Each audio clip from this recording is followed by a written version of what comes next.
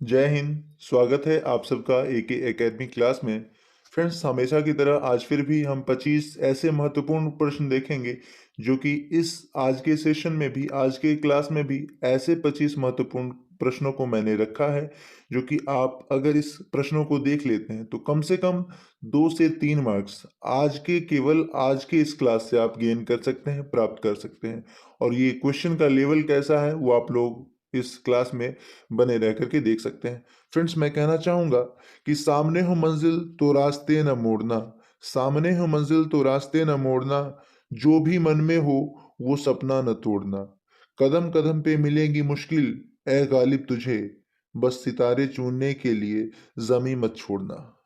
तो फ्रेंड्स, आप लगातार बने रहिए हमारे एक एकेडमी क्लास में और देखिए कि आपको आपके अंदर एक अजब सी फील होगी कि आपने जो भी अभी तक पढ़ा है या फिर कहीं और अदर क्लासेस में पढ़ा है और जो मैं यहाँ पे बता रहा हूँ उसमें बहुत फ़र्क है, क्योंकि मैं कुछ डिटेल भी आपको बताता हूँ, समझाने की कोशिश करता हूँ। ये नहीं कि टू दी पॉइंट मैंने आंसर कर दिया, तो ऐसा नहीं है। और डेली का जो क्वेश्चन होता है, आप आज आज तो फिलहाल जो हमारा टॉपिक है वो पॉलिटी से है, आप लोग देख ही रहे होंगे। पॉलिटी मतलब राजनीति शास्त्र, ये आप देख रहे हैं, ये पॉलिटी है यानी कि राजनीति शास्त्र। आज का जो क्लास है टेस्ट सीरीज का क्लास है। आप लोग को पता ही है कि एक एकेडमी टेस्ट सीरीज का क्लास है और ये आज पॉलिटी का टेस्ट सीरीज है। और 25 क्वेश्चन फ्रेंड्स ऐसे डाले गए हैं जो कि आपके इसमें से 3 से 4 अंक निश्चित ही किसी भी परीक्षा में आते हैं। वो चाहे आप किसी भी प्रतियोगिता परीक्षा में बढ़े या फिर आर्मी की परीक्षा दे रहे हो या फिर एसएससी जीडी की परीक्षा दे रहे हो या फिर रेलवे की परीक्षा दे रहे हो या फिर बीपीएससी दे रहे हो। बीपीएससी तक का मैं आपको बता रहा हूँ कि बीपीएससी तक का लेवल का इस आज की क्लास में मैंने क्वेश्चन को डाला है। तो फ्रेंड्स, आप या फिर दारोगा के लिए भी आप दे रहे हो तो बीपीएससी से दरोगा दरोगा थोड़ा सा नीचे ही हुआ, तो आप दारोगा के लिए भी अगर ये क्लास ज्वाइन करना चाहते हैं तो आप कर सकते हैं निसंकोच। ओके। और अगर आप इस क्लास में नए हैं तो क्लास को सब्सक्राइब कर लेंगे और नई वीडियो की सूचना अपने मोबाइल पे सबसे पहले पाने के लिए घंटी के आइकन को जरूर दबा लेंगे। और अगर वीडियो पसंद आती है तो लाइक जरूर करेंगे। चलिए फ्रेंड्स, क्लास का स्टार्ट करते हैं बगैर देरी किए हुए। और आपका जो पहला सवाल है आज का क्लास का, वो आपसे पूछा गया कि संविधान की चाबी किसे कहा जाता है। जल्दी से आंसर करेंगे फ्रेंड्स। आपके पास रोजाना की तरह आज भी 5 सेकेंड ही मिलेंगे प्रत्येक क्वेश्चन पे। Okay, so don't waste your time starts now.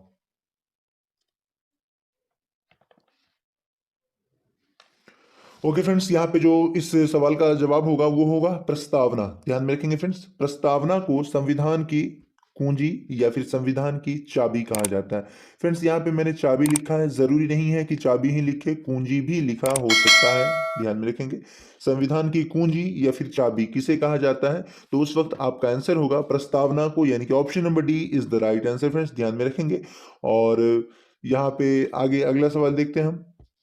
अगला सवाल आपसे पूछा गया कि समाजवादी समाजवादी पंथ निरपेक्ष एवं राष्ट्र की अखंडता शब्द प्रस्तावना में कब जोड़ा गया था। जल्दी से आंसर करेंगे फ्रेंड्स, आपके पास 5 सेकंड का समय है इसका आंसर करने के लिए। और फ्रेंड्स, आपको पीडीएफ भी मिलेगा। आप अगर टेलीग्राम लिंक टेलीग्राम से जुड़ गए हैं तो अच्छी बात है, नहीं जुड़े हैं तो आर्मी टारगेट बैच 2021 करके, सॉरी, एके एकेडमी टारगेट बैच 2021 करके और सर्च कर लेंगे टेलीग्राम डाउनलोड करने के बाद।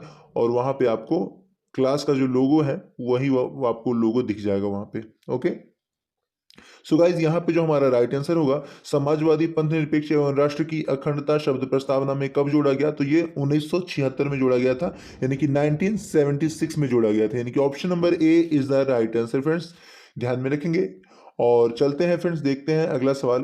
प्रस्तावना के अनुसार संविधान के अधीन समस्त शक्तियों का केंद्र बिंदु किसे बनाया गया है। आपको बताना है कि संविधान प्रस्तावना के अनुसार संविधान के अधीन समस्त शक्तियों का केंद्र बिंदु किसे माना गया है या फिर बनाया गया है। राष्ट्रपति, प्रधानमंत्री, भारत के लोग या फिर यह सभी। जल्दी से आंसर करेंगे फ्रेंड्स, आपके पास 5 सेकंड का समय है। चलिए आंसर यहाँ पे क्वेश्चन एक बार और देख लेंगे।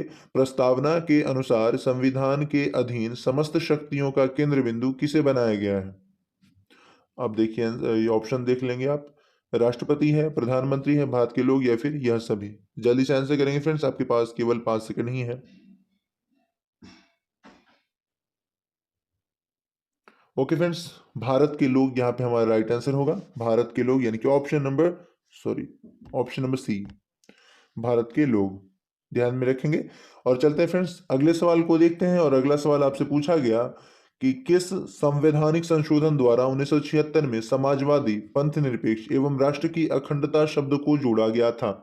52वां संविधान संशोधन, 42वां संविधान संशोधन, 26वां संविधान संशोधन या फिर 19वां संविधान संशोधन? जल्दी से आंसर करेंगे फ्रेंड्स, आपके पास 5 सेकंड का समय है। और फ्रेंड्स एक बात और, अगर आपको क्लास पसंद आती है तो क्लास को लाइक ज़रूर करेंगे और अपने सभी दोस्तों के बीच इस वीडियो को भेजने की कोशिश करेंगे ताकि वो भी लोग इस क्लास के बारे में जानें और इस क्लास से जुड़ सकें। ओके, तो फ्रेंड्स देखते हैं इसका आंसर। और इसका आंसर होगा फ्रेंड्स, सवाल पूछा गया है कि किस संवैधानिक संशोधन द्वारा 1976 में समाजवादी, पंथ निरपेक्ष एवं राष्ट्र की अखंडता शब्द को जोड़ा गया? तो मैं बता दूं कि यहाँ पे 42वां संविधान संशोधन होगा। 42वां संविधान संशोधन 1900, हाँ शायद 1976, हाँ 1976 ही है। 42वां संविधान संशोधन 1976 में यह जोड़ा गया था, ध्यान में रखेंगे इस बात को। फ्रेंड्स अगला सवाल आपसे पूछा गया है कि निम्नलिखित संविधान की अवधारणा किस देश की, निम्नलिखित संविधान की अवधारणा किस देश की है? निम्नलिखित में से संविधान की अवधारणा किस देश की देन है? यहाँ पे ये निम्नलिखित नहीं होगा। संविधान की अवधारणा किस देश की देन है? जल्दी से बताएंगे, अमेरिका, इंग्लैंड, भारत या फिर फ्रांस? फ्रेंड्स आपके पास केवल 5 सेकंड का समय है इस क्वेश्चन का राइट आंसर करने के लिए, जल्दी से आंसर करेंगे। संविधान की अवधारणा किस देश की देन है? मतलब संविधान सबसे पहले कौन से देश में मतलब कि संविधान को उपयोग करने के रूप में लाया गया? तो फ्रेंड्स चलिए इसका आंसर देखते हैं। तो फ्रांस यहाँ पे हमारा राइट आंसर होगा, यानी कि option number D is the right answer friends. संविधान की अवधारणा सबसे पहले फ्रांस में जागरूक हुई थी। ओके, चलते हैं फ्रेंड्स अगले सवाल पे। और हमारा अगला सवाल है, भारतीय राजनीतिक व्यवस्था में किसे सर्वोच्च माना गया है? प्रधानमंत्री, मुख्यमंत्री, राष्ट्रपति या फिर संविधान? जल्दी से आंसर करेंगे फ्रेंड्स, आपके पास 5 सेकंड का ही समय है। सवाल है, भारतीय राजनीतिक व्यवस्था में किसे सर्वोच्च माना गया है? जल्द से बताएंगे फ्रेंड्स। ओके, तो यहाँ पे संविधान यानी कि option number D is the right answer. Friends भारतीय राजनीति व्यवस्था में सबसे ऊंचा जो है उसे संविधान को माना गया है। उसके बाद ही कोई है, मुख्यमंत्री है, राष्ट्रपति है या फिर प्रधानमंत्री। सबसे ऊपर कौन है, सर्वोच्च जो है वो है संविधान। और संविधान के अंतर्गत ही सारे लोग अपने शासन प्रशासन को संचालित करने का काम करते हैं। ओके, तो यहाँ पे ऑप्शन नंबर डी। फ्रेंड्स अगला सवाल आपसे पूछा गया कि मौलिक कर्तव्य का प्रावधान किस देश से लिया गया है? जापान, कनाडा, चीन या फिर यहाँ पे रोज है, रोज नहीं होगा, चलिए इसी में से आंसर होगा। आप आंसर करेंगे क्या होगा? एक यहाँ पे कुछ मान लीजिए, अमेरिका मान लीजिए, क्या दिक्कत है? जल्द से बताएंगे फ्रेंड्स, मौलिक कर्तव्य का प्रावधान किस देश से लिया गया है? ओके, तो फ्रेंड्स यहाँ पे हमारा राइट आंसर होगा रूस, ध्यान में रखेंगे। रूस से लिया गया, यहाँ पे रूस ही होता, ये रोज है, रोज नहीं होगा, रूस होगा। ओके, तो यानी कि option number D is the right answer, रूस ही है, जो कि रोज थोड़ा सा टाइप गलत हो गया। तो मौलिक मौलिक कर्तव्यों का प्रावधान किस देश से लिया गया है? तो ये रूस से लिया गया है। मौलिक कर्तव्य का प्रावधान कौन से लिया गया है? तो रूस देश से लिया गया है। फ्रेंड्स अगला सवाल आपसे पूछा गया कि आपातकाल के दौरान राष्ट्रपति को मौलिक अधिकार संबंधी शक्तियां किस देश की देन है? जल्दी से आंसर करेंगे फ्रेंड्स, जर्मनी या फिर ऑप्शन नंबर बी आयरलैंड या फिर ऑप्शन नंबर सी कनाडा या ऑप्शन नंबर डी इनमें से कोई नहीं।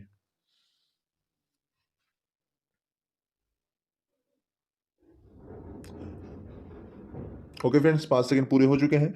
Germany is the right answer friends, Germany is the right answer, ध्यान में रखेंगे जर्मनी, यानी कि option number A is the right answer. आपातकाल के दौरान राष्ट्रपति को मौलिक अधिकार संबंधी शक्तियां किस देश की देन है? यानी कि किस देश से आपातकाल के दौरान राष्ट्रपति को यह अधिकार होता है कि वह आपके मौलिक अधिकार को भी कुछ समय के लिए बाधित कर सकता है। ये यहाँ पे पूछा गया कि किस देश से लिया गया है इस प्रावधान को, तो जर्मनी से लिया गया है। Okay, option number A is the right answer. Friends अगला सवाल आपसे पूछा गया कि राष्ट्रपति और लोकसभा अध्यक्ष के वेतन, पेंशन आदि का उल्लेख किस अनुसूची में वर्णित है?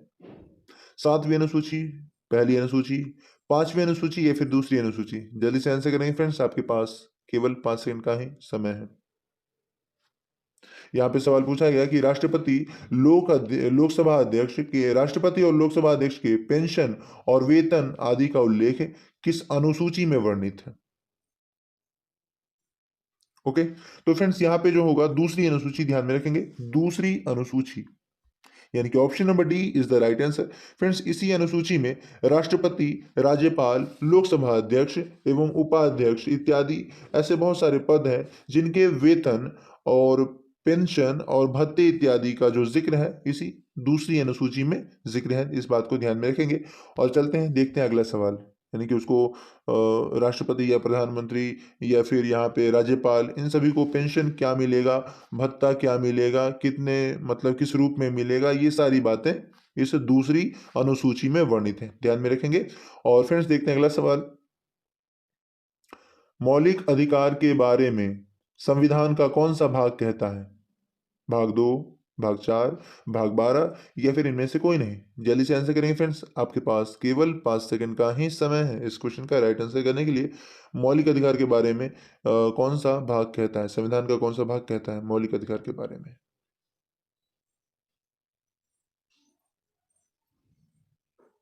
ओके फ्रेंड्स, यहाँ पे ध्यान में रखेंगे कि भाग 12 जो है 12 से 35 यह मौलिक अधिकार की बात करता है। भाग 12 से 35 मौलिक अधिकार की बात करता है। ओके, ध्यान में रखेंगे इस बात को।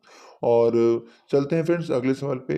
सॉरी, भाग भाग 12 नहीं है फ्रेंड्स, यहाँ पे भाग 3 ध्यान में रखेंगे, थोड़ा सा गलत हो गया, भाग 12 नहीं है, भाग 3 ध्यान में रखेंगे। भाग 3 मौलिक अधिकार के बारे में मौलिक अधिकार के बारे में संविधान का कौन सा भाग कहता है?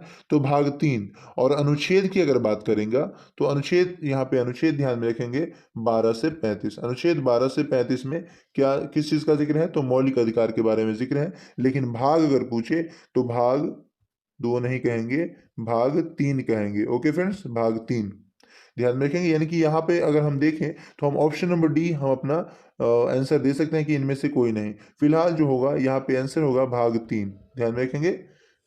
1 मिनट, थोड़ा सा, भाग 3 और संविधान का अनुच्छेद की अगर हम बात करें तो अनुच्छेद 12 से 35 में मौलिक अधिकार के बारे में जिक्र है, ध्यान में रखेंगे इस बात को। और चलते हैं नेक्स्ट क्वेश्चन पे। फ्रेंड्स अगला सवाल आपसे पूछा गया कि संविधान लागू होने के समय संघ सूची में कितने विषय शामिल थे? जल्दी से आंसर करेंगे फ्रेंड्स, आपके पास 5 सेकंड का ही समय है। ऑप्शन नंबर ए है 100, option number B 97, option number C 87 या फिर ऑप्शन नंबर डी 57।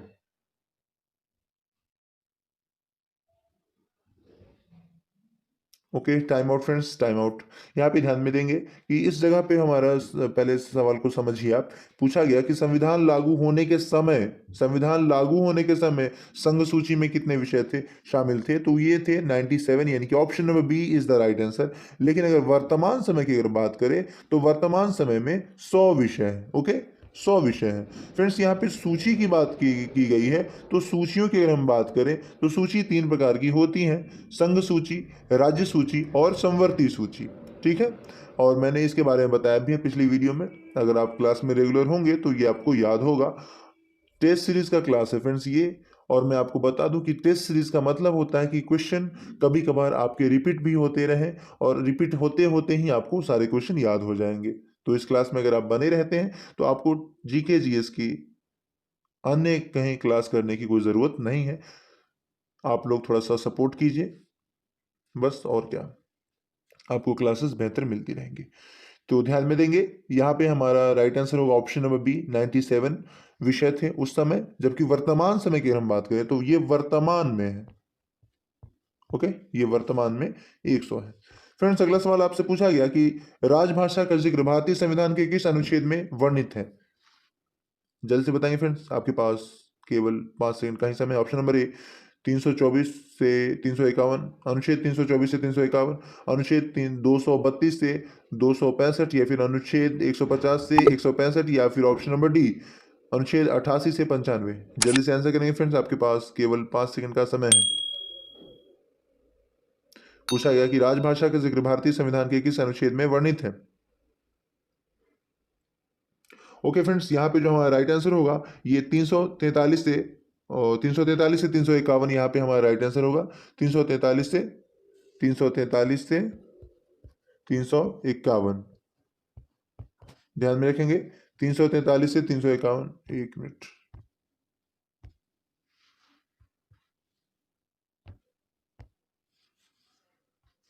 तीन सौ तैतालीस से 351 पूछा गया कि राजभाषा का जिक्र भारतीय संविधान के किस अनुच्छेद में वर्णित है।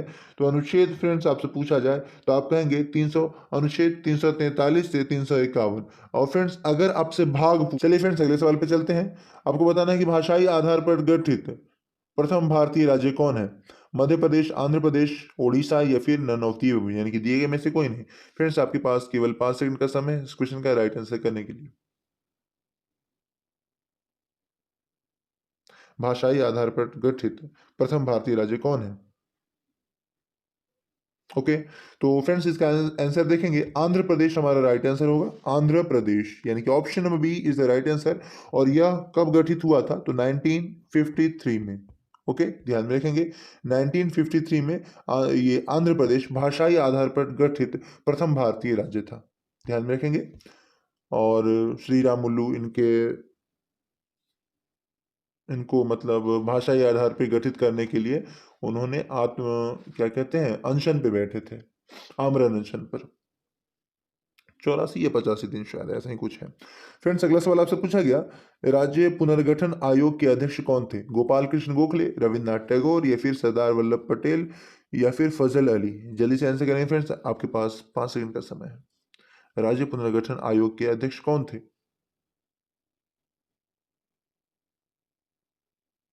ओके फ्रेंड्स चलिए इसका आंसर देखते हैं। 5 सेकंड पूरे हो चुके हैं। और फजल अली ध्यान में रखेंगे, यानी कि option number D is the right answer. राज्य पुनर्गठन आयोग के अध्यक्ष के रूप में किसे जाना जाता है तो वो थे फजल अली, यही थे।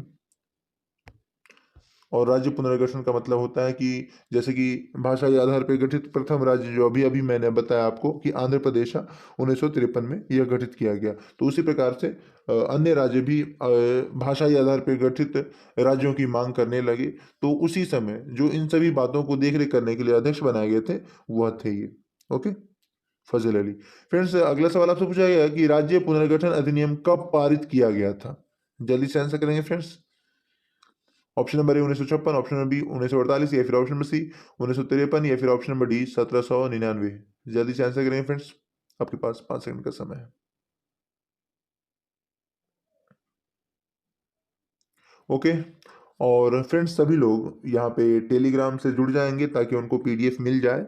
और कम से कम फ्रेंड्स मैं आपको फिर से दोहराना चाहता हूँ कि कम से कम वीडियो को 3 बार देखिए और चौथी बार वीडियो का जो साउंड है उसको बंद कर दीजिए और उसके बाद आप आंसर करेंगे कि आपका आंसर क्या होता है। आपको आंसर नहीं सुनना है, आप आंसर पूरा बंद करके और तब सुनेंगे वीडियो को। ओके और फ्रेंड्स प्लीज़ वीडियो को डाउनलोड करके ना रखें, क्योंकि इससे क्या होता है कि आप थोड़ा सा सोच लेते हैं कि अब तो वीडियो मेरे पास है ही, अब मेरा जब भी मन करेगा तो नेटवर्क नहीं भी हो तो मैं देख लूँगा। तो ऐसा कुछ नहीं करना है, वीडियो को आपको ऑनलाइन ही देखना है, तभी आप लोग अच्छी तरह से वीडियो देख पाओगे। क्योंकि ऐसा होता है, मुझे बहुत सारे स्टूडेंट्स ने ऐसा बताया है, जिस वजह से मैं आपको ये बात शेयर कर रहा हूँ। ओके तो फ्रेंड्स यहाँ पे ध्यान में रखेंगे, इस सवाल का जवाब होगा, आपसे पूछा गया कि राज्य पुनर्गठन अधिनियम कब पारित किया गया, तो यह 1956 में पारित किया गया था फ्रेंड्स।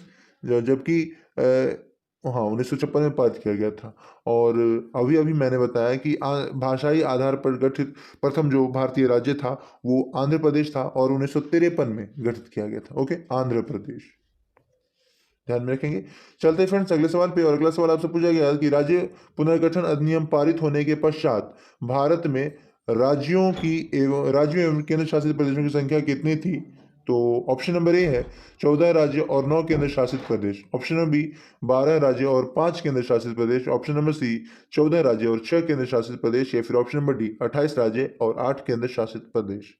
जल्दी से आंसर करेंगे फ्रेंड्स, आपके पास 5 सेकंड का समय है। यहाँ पे सवाल को आप समझेंगे। पहले आपसे पूछा जा रहा है कि राज्य पुनर्गठन अधिनियम पारित होने के पश्चात भारत में राज्यों एवं केंद्र शासित प्रदेशों की संख्या कितनी थी? ओके, अब आंसर करेंगे, आपकी आंसर क्या होगा?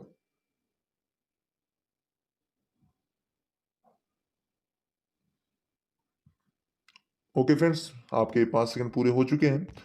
सो टाइम आउट यहाँ पे ध्यान में देंगे कि option number C is the right answer friends. इस क्वेश्चन के अकॉर्डिंग आंसर होगा 14 राज्य और 6 केंद्र शासित प्रदेश हुआ करते थे उस समय जब राज्य पुनर्गठन अधिनियम पारित हो गया था। ओके, 14 राज्य और 6 केंद्र शासित प्रदेश। लेकिन अगर वर्तमान संदर्भ को अगर देखें तो ये वर्तमान संदर्भ का डेटा ये नीचे ऑप्शन नंबर डी में है, ये वर्तमान समय में है। 28 राज्य और 8 केंद्र शासित प्रदेश हैं। ओके, ध्यान में रखेंगे इस बात को।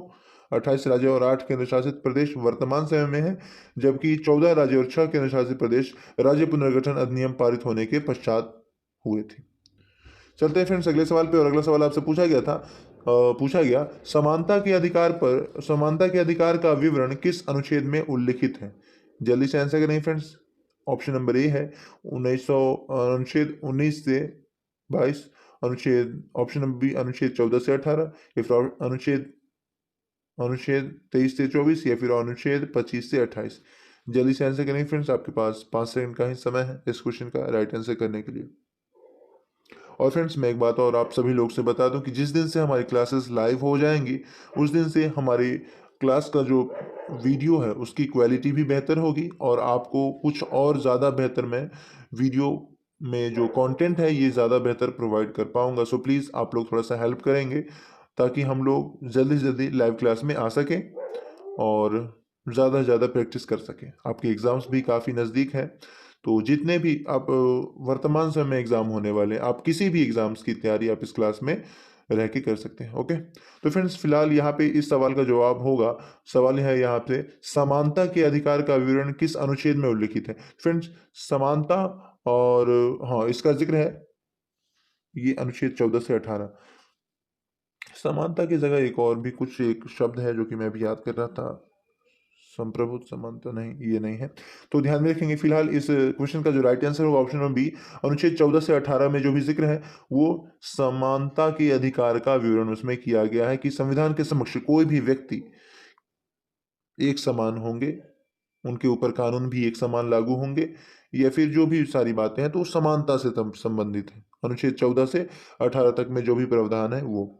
ओके, और स्वतंत्रता के अधिकार की अगर आपसे बात तो पूछ दे, यहाँ से सवाल अगर पूछा जा सकता है कि स्वतंत्रता के अधिकार का विवरण या फिर स्वतंत्रता से संबंधित कौन सा अनुच्छेद है, तो अनुच्छेद 19 से 22 जो भी है स्वतंत्रता से संबंधित है। स्वतंत्रता से संबंधित। ओके, ध्यान में रखेंगे इस बात को। अनुच्छेद 19 से 22 स्वतंत्रता से संबंधित है, जबकि अनुच्छेद 14 से 18 ये समानता से संबंधित है।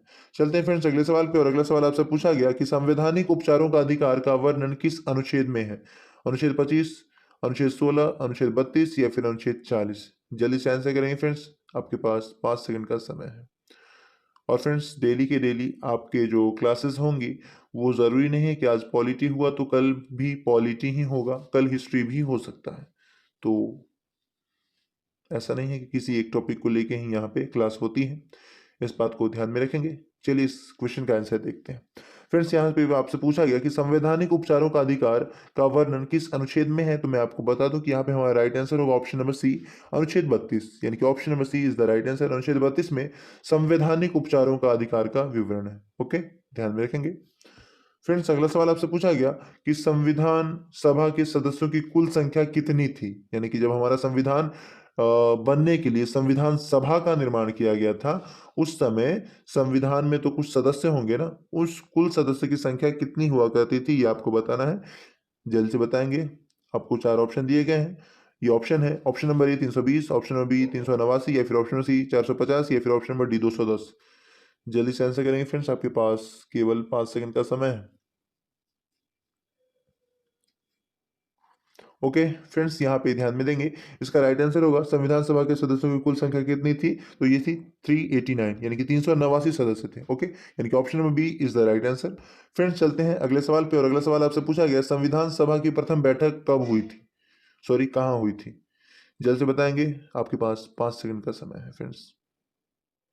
और फ्रेंड्स ये जो वीडियो मैं आपको देता हूँ इसमें 4 से 5 घंटे लगते हैं फ्रेंड्स ये वीडियो आपको प्रोवाइड करने में। तो सो प्लीज़ आप लोग थोड़ा सा, जिस तरह से मैं मेहनत कर रहा हूँ आप लोग के लिए, आप लोग भी थोड़ा सा कीजिए, हेल्प कीजिए मेरी, ताकि मैं कम मेहनत में आपको ज़्यादा से ज़्यादा मटेरियल आपको प्रोवाइड कर सकूँ और ज़्यादा से ज़्यादा क्वेश्चन की प्रैक्टिस करवा सकूँ। तो चलिए फ्रेंड्स देखते हैं इसका आंसर। संविधान सभा की प्रथम बैठक जो हुई थी वो नई दिल्ली में हुई थी फ्रेंड्स, ध्यान में रखेंगे। नई दिल्ली में एक ये लाइब्रेरी था, उस लाइब्रेरी में हुई थी। उस लाइब्रेरी का नाम अभी ध्यान में नहीं है, लेकिन नई दिल्ली में हुई थी। तो यहाँ पे सवाल भी आपसे पूछा गया कि संविधान सभा की प्रथम बैठक कहाँ हुई थी, तो नई दिल्ली में किसी पुस्तकालय में हुई थी। उसका पुस्तकालय का नाम अभी ध्यान में नहीं है। चलिए देखते हैं अगला सवाल, कभी और कभी कर लेंगे। फ्रेंड्स अगला सवाल आपसे पूछा गया कि संविधान सभा की पहली बैठक कब हुई थी, ये आपको बताना है। जल्दी से आंसर करेंगे फ्रेंड्स। ये सारे क्वेश्चन जो मैं आपको करवा रहा हूँ ये मोस्ट इंपॉर्टेंट क्वेश्चन है फ्रेंड्स। इसको अगर आपने मिस किया तो समझिए कि आपके 2 से 3 क्वेश्चन, इस क्लास से 3 क्वेश्चन तो कम से कम आपके किसी भी एग्जाम में आने ही वाले हैं। ओके, तो चलिए इसका आंसर करिए। संविधान सभा की पहली बैठक कब हुई थी? ओके गाइस, देखते हैं इसका आंसर। फ्रेंड्स यहाँ पे जो हमारा राइट आंसर होगा वो होगा ऑप्शन नंबर डी, सॉरी ए। 9 दिसंबर 1946 को संविधान सभा की पहली बैठक हुई थी। ओके, संविधान सभा की पहली बैठक 9 दिसंबर 1946 को हुई थी। और अभी अभी मैंने बताया कि संविधान सभा की पहली बैठक कहाँ हुई थी, तो नई दिल्ली में ही हुई थी। फ्रेंड्स चलते हैं अगले सवाल पे। और अगला सवाल आपसे पूछा गया कि प्रारूप समिति के अध्यक्ष किसे चुना गया था? प्रारूप समिति का अध्यक्ष किसे चुना गया था? सरदार वल्लभ भाई पटेल, डॉक्टर भीमराव अंबेडकर, या फिर पंडित जवाहरलाल नेहरू, या फिर डॉक्टर राजेंद्र प्रसाद? जल्दी से आंसर करेंगे। प्रारूप समिति के अध्यक्ष के रूप में किसे चुना गया था? फ्रेंड्स आपके पास केवल 5 सेकंड का ही समय है इस क्वेश्चन का राइट आंसर करने के लिए, इसलिए जल्दी से आंसर करेंगे, समय व्यतीत नहीं करेंगे। प्रारूप समिति के अध्यक्ष के रूप में किसे चुना गया था? ओके फ्रेंड्स, आपके 5 सेकंड पूरे हो चुके हैं।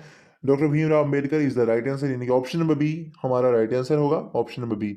ओके, प्रारूप समिति के अध्यक्ष के रूप में इन्हें चुना गया था, डॉक्टर भीमराव अंबेडकर को।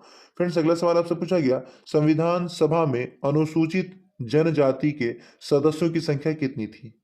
फ्रेंड्स अनुसूचित जाति नहीं है, अनुसूचित जनजाति के सदस्यों की संख्या कितनी थी ये आपको बताना है। ऑप्शन नंबर ए यहाँ पे दिया गया है। सवाल मैं एक बार और पढ़ दूं आपको, संविधान सभा में अनुसूचित जनजातियों की संख्या कितनी थी ये आपको बतानी है। यहाँ पे ऑप्शन है, option number A 15, option number B 33, या फिर ऑप्शन नंबर सी 55, या फिर ऑप्शन नंबर डी 45। जल्दी से आंसर करेंगे फ्रेंड्स। संविधान सभा में अनुसूचित जनजातियों की संख्या कितनी थी? ओके फ्रेंड्स, 5 सेकंड पूरे हो चुके हैं और यहाँ पे हमारा राइट आंसर होगा ऑप्शन नंबर बी। ओके, ध्यान में रखेंगे, संविधान सभा में अनुसूचित जनजातियों की संख्या जो थी वो 33 हुआ करती थी। फ्रेंड्स चलते हैं अगले सवाल पे। और अगला सवाल है 24 नंबर। आपसे पूछा गया, संविधान सभा में महिला सदस्य की संख्या कितनी थी? जल्दी से आंसर करेंगे फ्रेंड्स। और ये क्वेश्चन ये भी वीवीआई क्वेश्चन है फ्रेंड्स, ये वीवीआई क्वेश्चन है, सो don't miss out this video. Okay, तो चलिए फ्रेंड्स इसका आंसर दीजिए। संविधान सभा में महिला सदस्यों की संख्या कितनी थी? और फ्रेंड्स ये जो क्वेश्चन है ना, ये दारोगा लेवल का क्वेश्चन है। मैं आपको बता रहा हूँ फिर से कि ये दारोगा लेवल का क्वेश्चन है। आपसे दारोगा में यह सवाल पूछा गया है कितनी बार। Okay, so don't miss this video and don't miss this question. So friends यहाँ पे जो हमारा राइट आंसर होगा, संविधान सभा में महिला सदस्यों की संख्या कितनी थी, तो ये 15 हुआ करती थी। ओके, 15 सदस्य ऐसी थी जो महिला थी संविधान सभा में, और संविधान सभा में महिला सदस्य थी संविधान सभा के निर्माण करने हेतु। ओके, चलते हैं फ्रेंड्स अगले सवाल पे। और ये हमारे क्लास का जो है अंतिम सवाल है। आपसे पूछा गया, संविधान सभा के अस्थायी अध्यक्ष के रूप में किसे चुना गया था? गोपाल कृष्ण गोखले, सच्चिदानंद सिन्हा, डॉक्टर राजेंद्र प्रसाद, या फिर नीचे नीचे और भी कुछ है, रविन्द्रनाथ ठाकुर? जल्दी से आंसर करेंगे। संविधान सभा के अस्थायी अध्यक्ष के रूप में किसे चुना गया था? डॉक्टर राजेंद्र प्रसाद, सच्चिदानंद सिन्हा, या फिर क्या था और गोपाल कृष्ण गोखले? जल्द से बताएंगे फ्रेंड्स इसका राइट आंसर क्या होगा। और फ्रेंड्स सभी लोग क्लास में उपस्थिति के तौर पे जय हिंद जरूर लिखेंगे। चलिए फ्रेंड्स देखते हैं इसका आंसर। फ्रेंड्स यहाँ पे जो हमारा राइट आंसर होगा, संविधान सभा के अस्थायी अध्यक्ष के रूप में ये चुने गए थे डॉक्टर सच्चिदानंद सिन्हा, यानी कि option number B is the right answer friends. 9 दिसंबर 1946 को, 9 दिसंबर 1946 को, 1946 को संविधान सभा की जो पहली बैठक हुई थी वो नई दिल्ली में हुई थी। और इसी समय जो संविधान सभा में जितने सदस्य मौजूद थे, यानी कि 389 सदस्य, अभी अभी मैंने बताया आपको 389 यानी कि 389 सदस्य टोटल मौजूद थे, जिसमें से 33 अनुसूचित जनजाति से थे और 15 सदस्य ऐसे थी जो कि महिलाएं थी। वहीं में उन्हीं सभी सदस्यों को, यानी कि 389 सदस्यों में से जो एक बुजुर्ग सदस्य थे वो थे सच्चिदानंद सिन्हा, और इन्हीं को संविधान सभा का अध्यक्ष बनाया गया था, अस्थायी अध्यक्ष। ओके, तो ये सच्चिदानंद सिन्हा थे, यहाँ पे ध्यान में रखेंगे इस बात को। और देखते हैं आगे आगे आगे। तो फ्रेंड्स कुछ है नहीं, ये आपके लिए कुछ सूचनाएं हैं जो कि आपको, अगर आप इस क्लास में नए हैं तो क्लास को सब्सक्राइब कर लेंगे और नई वीडियो की सूचना पाने के लिए बेल आइकन को ज़रूर प्रेस कर लेंगे। और अगर आपको वीडियो पसंद आई है तो लाइक ज़रूर करेंगे और अपने ज़्यादा से ज़्यादा दोस्तों को शेयर करेंगे इस वीडियो को, ताकि अभी अन्य लोग क्लास से जुड़ पाए, ताकि हम लोग लाइव क्लास में आ सकें और ज़्यादा से ज़्यादा क्वेश्चन की प्रैक्टिस कर सके। आपको ये क्लास